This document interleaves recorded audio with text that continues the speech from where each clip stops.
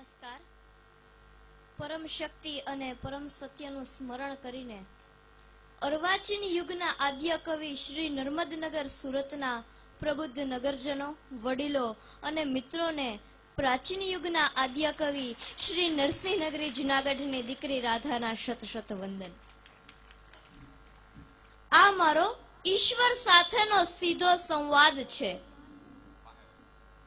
ગીતામાં ગાયું છે કે યુગે યુગે તું આવીશ, રામ થઈને કહ્યું છે પ્રાણ ભોગે વચન પાળીશ.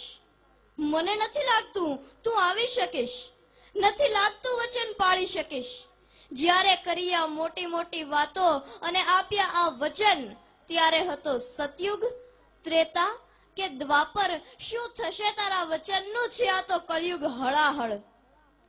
ચલાવ્યા હશે ચક્રો અને પકડ્યા હશે ધનુષ બાણ, પણ લઈને આવીશ જો શસ્ત્રો જૂના તો થશે તારી હાર. અણુયુગ અને જૈવિક શસ્ત્રોના યુગમાં આ ચકરડા અને તીરકામઠા ક્યાંથી આવે કામ? બોલ, છે તારી પાસે ગ્રીક કે ઇટાલીની બોફોર્સ તોપ, AK-47 કે પછી RDX? ના થયો હશે કાળી નાગ ક્યારેક કોઈ એકાદ. આજે તો હજારો સર્પોની ભીસમાં છે ભારત માતા, તારી જ દેવકીની સમાન. કર્યા હશે કદાચ કંસ કે રાવણ એક બે હાલ, આજે તો અહીં હજારો આતંકવાદી પ્રાણી છે વિકરાળ. અને માટે જ કહું છું ભગવાન, અવાય તો જ આવજે, અને જો આવે તો તારી જાતને સંભાળજે. તું તો બેઠો છે તારા દોસ્ત મોહમ્મદ સાથે, અને લોહીની નદીઓ રેલાય છે અહીં તારા જન્મ સ્થળ માટે. જન્મ જ નથી થયો તેમ સોગંદનામા લખાય છે, અને સ્થળના નામે વોટ બેંક લૂંટાય છે. સૌ કર્મ ભૂલી ગયા છે, ધર્મ ભૂલી ગયા છે, તે જે કાંઈ કહ્યું તેનો મર્મ ભૂલી ગયા છે.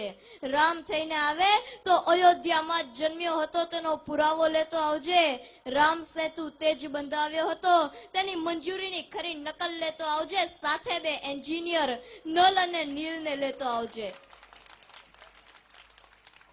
શ્યામ થઈને આવે તો લક્ષ્મીજીને લાવજે સાથમાં. ભ્રષ્ટાચારી યુગમાં થઈ હેરાન જો લક્ષ્મી નહીં હોય હાથમાં. હિન્દ ભૂમિ પર સાચની નથી રહી કોઈ વિસાત, રામ ભક્ત બની ગયો પોતાના નિજ ગોળીનું નિશાન.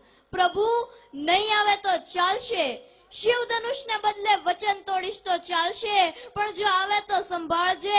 સાથે તારા પોતાના સિક્યોરિટી ગાર્ડ લેતો આવજે. અહીં તો રક્ષક જ બન્યા છે ભક્ષક બેફામ. હજારો તિરાડો પડી છે અંતરમાં, વધી ગયા છે અંતર અંતરમાં. આયુધો મૂકીને હેઠા નિષ્પ્રાણ બની ગયા છે પાર્થ સગળા. જા, અમારું એ છે તને વચન, જો કેશવ થઈને આવીશ તો પક્ષીની આંખ વિંધી બતાવીશું. જો મોહમ્મદ થઈને આવીશ તો કરબલામાં કુરબાન થઈ બતાવીશું. જો તું થઈશ નાનક તો માનવતાના રક્ષણ માટે ખપી બતાવીશું. અને જો તું થઈશ જીસસ, બુદ્ધ કે મહાવીર તો પ્રેમ અને અહિંસાનું વટવૃક્ષ થઈને ફાલી બતાવીશું. તું રામ તો અમે હનુમાન.